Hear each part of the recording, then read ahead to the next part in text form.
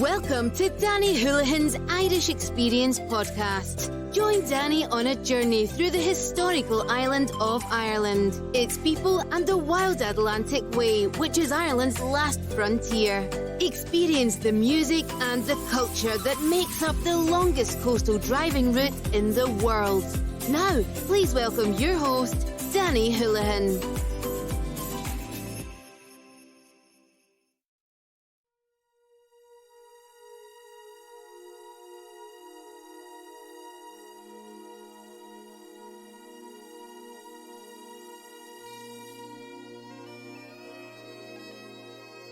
Cuireann fáilte go dtí slí an Atlantic Hill. Welcome to the Wild Atlantic Way and Danny Houlihan's Irish Experience Show. Our studio Ballybunion na Shonana Kunde Kiri. Welcome to you all once again to my history series. I hope you're all keeping well, my friends, and if you are driving on the road, or walking, or jogging, please take care. This episode, which is the first in many places I will visit along the route of the longest coastal defined driving route in the world, the Wild Atlantic Way, which stretches from Donegal in the north to Cork in the south, punctuated with world-class views that will simply take your breath away. As a local guide and Wild Atlantic Way champion, it's my mission with my series to visit and highlight all areas of the Wild Atlantic Way and its inner arteries, to explore hidden places, its people and their developments, from prehistoric to modern times. If you have followed my series, you will know by now that I have a strict set of research parameters and guidelines before I podcast a session. I complete all research myself. My podcasts are not churned out for the fun of it, but have an impact on everyone who has an interest in our local history. This again in mind, I start a micro look at the seaside resorts, from their origins, and shed some light on their developments using what was written oral about the bathing places that captivated all who travelled from the countryside around them to relax, swim and enjoy the nightlife. In this episode, I look once again into the articles and periodicals of bygone days to find out more history in relation to seaside resorts in Ireland, when they started and the people that made up these special places. After all, seaside places and bathing places were their homes and lives and indeed past lifeways. Using my own home place once again as a starting point, as the village became internationally known for its cliff walks, caves in the early 1800s, we can find the seaside village of Ballybunion, North Kerry, Ireland, welcoming visitors in the early years of 1837 onwards, when Samuel Lewis arrived in the place and described what was there at the time and its surrounding countryside, a unique perspective of a seaside place known as Ballybunion. This is invaluable to us all today, including students alike, who are studying this area, as we get a glance at the place. It should be noted that at this stage in 1837, there were no road networks proper in the area. Not even the famous Lartigue monorail system was there, so all work was done by the use of horse, mule and donkey. During this early period, it should not be forgotten and bear in mind that the famine was on the horizon for the place, and disaster for its inhabitants, a sad period in the lives of the people and the resort. I will cover this in another episode in more detail. It should be noted that the development of the resort was partially due to the local landlords, both absentee and partial resident, which initiated the start of the bathing season, which either through self-greed to make money, commenced wholesale building during the 1840s. This was at a later stage. And as I say, these were times and practices. We can change history, everyone. It's fact.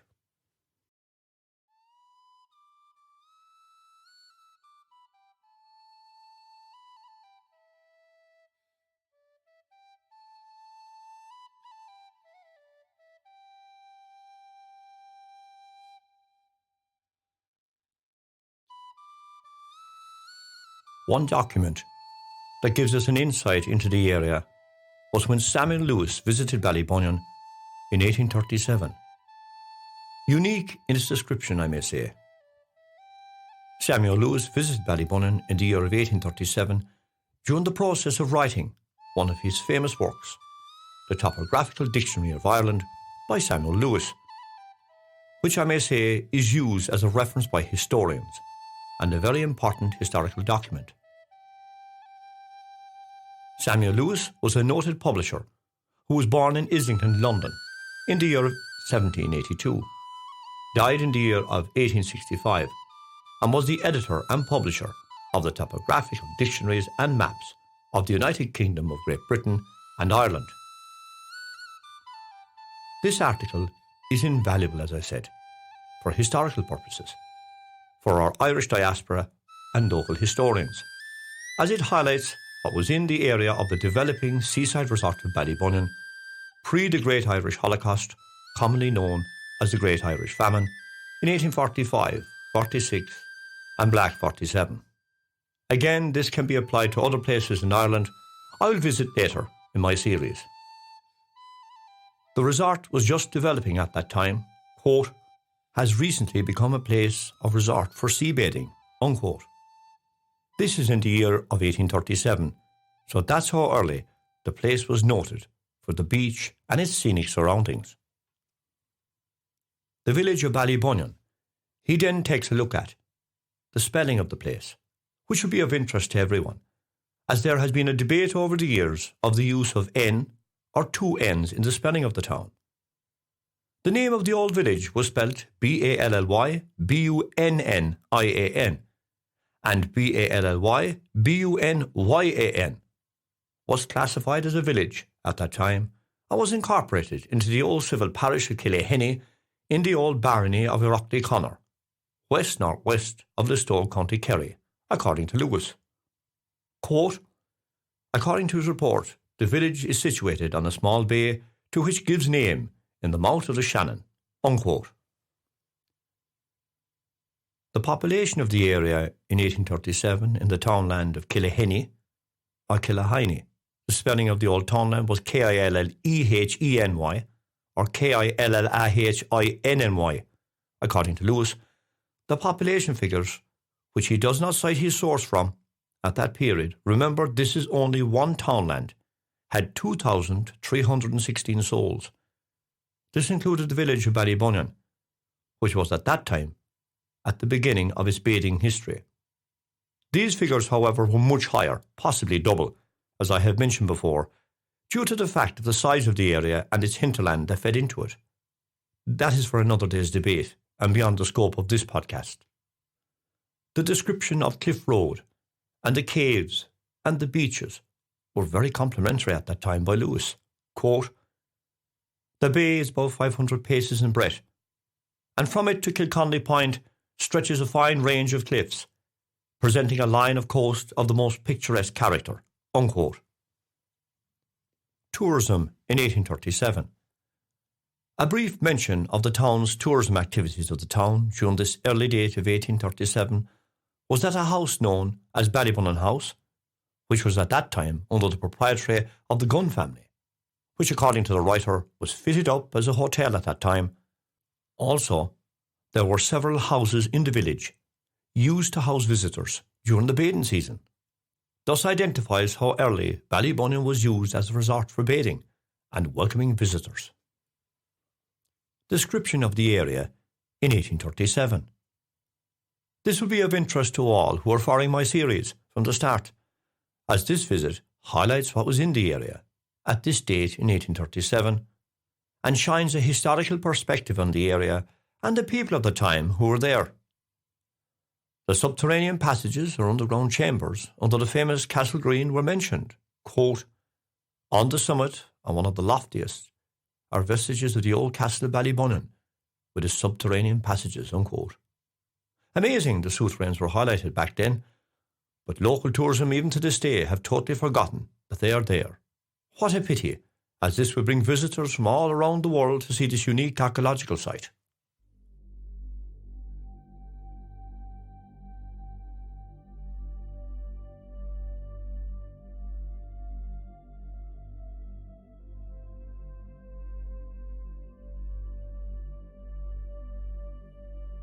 The famous high cliffs of Ballybunion were mentioned in his report, which highlighted the place, and this was the draw for visitors in the century to follow.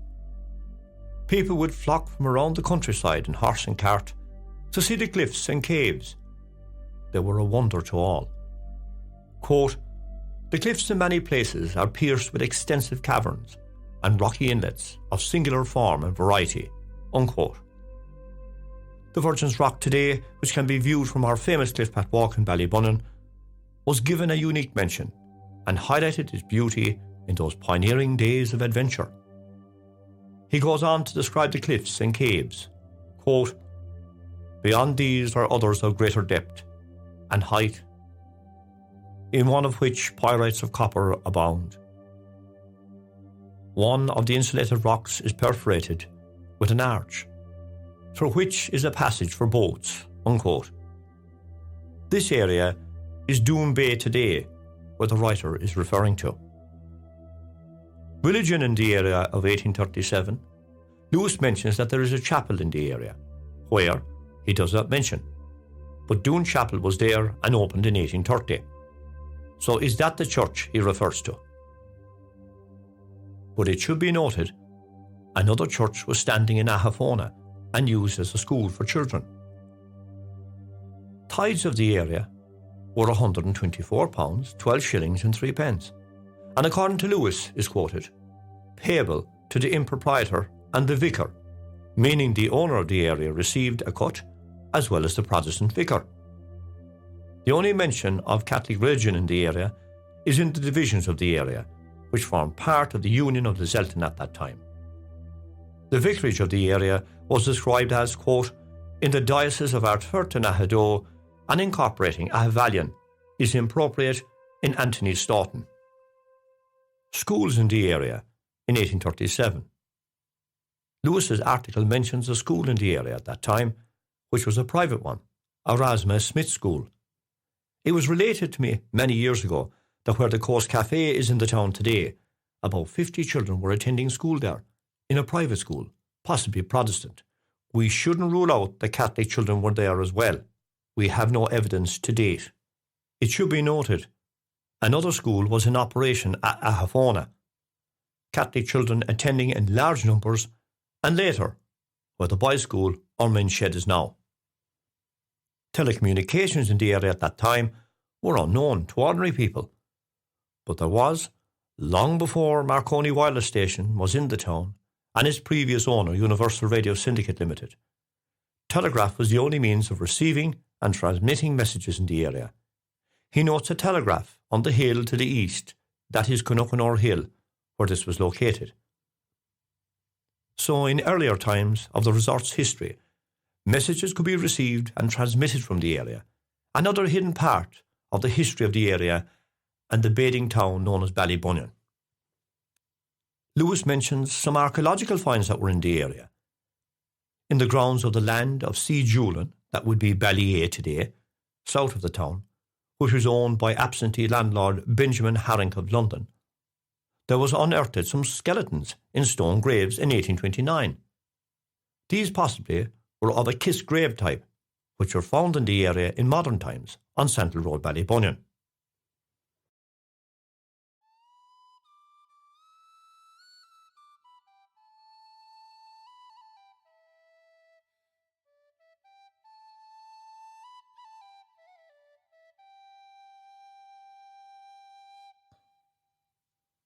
Natural events in the area were covered by Lewis in 1834.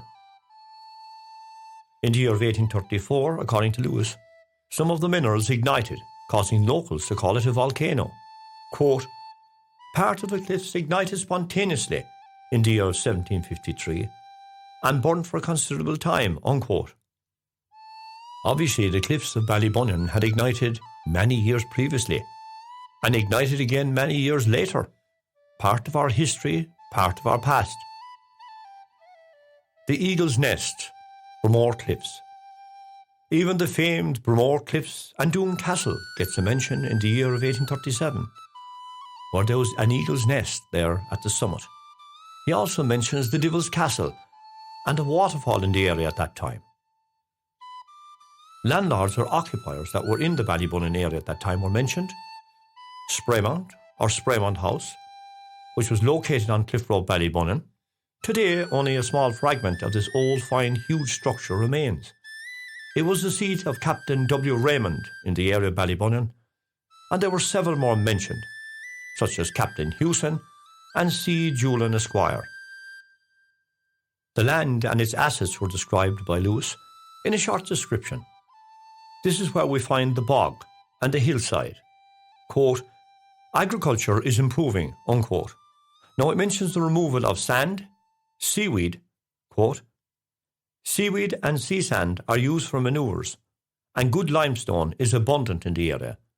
This refers to the quarry near the Castle Green, which he omits, and the area where the Black Rocks are today.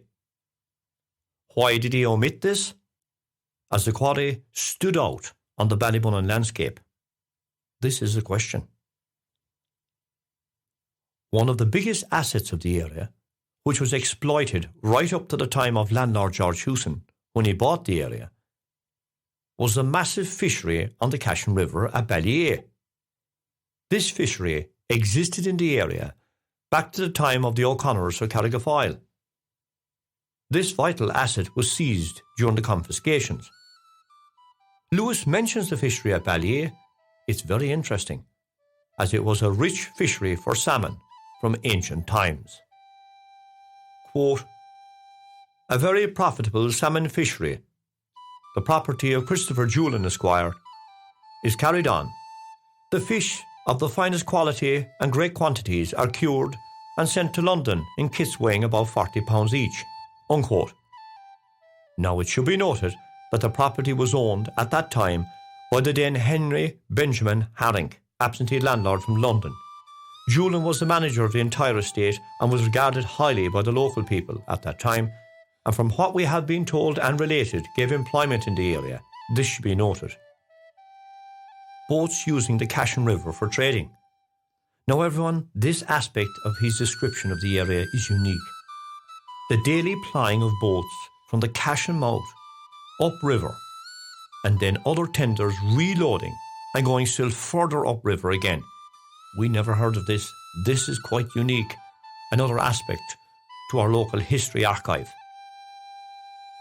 I know from our history there was a wooden bridge that spanned the river. Was this used as a docking bridge so the tenders that went upriver could dock? I checked with OS Maps. Upriver near Ratu, not far away from the Round Tower, there is a large quay with a cut stone facing, just in off the main road. I visited the site prior to this podcast. It's fairly overgrown, but could be redeveloped for tourism potential. Further upriver, beyond Dysart, which is a distance, on the Listowel side of the river, there is another quay, so trading upriver was done in those ancient times, also into Lixnaw. Lewis's description was, quote, vessels of 50 tons burden may enter the river at high water and sail up a mile from the beach, and lighters pass up the Cashin a distance of 8 miles with the tide, with sand and seaweed for manure, unquote.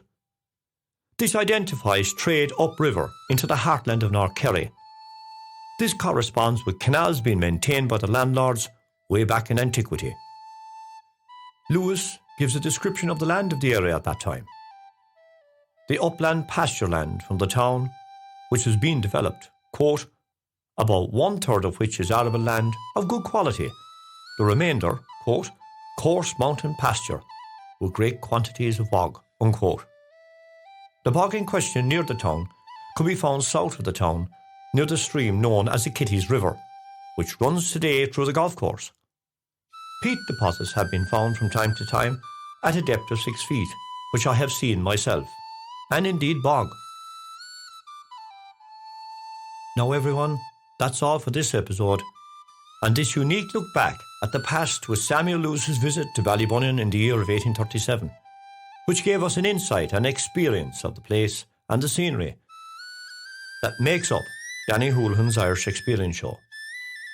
Don't forget to like the episode and follow me on YouTube and subscribe to see the visual aspects of the episodes. Don't forget to look back at my other episodes, as there's some great shows that I put on over the last year or so. If you would like to support my research, which is ongoing, and podcast series, why not buy me a coffee? This will be used to update my research and equipment.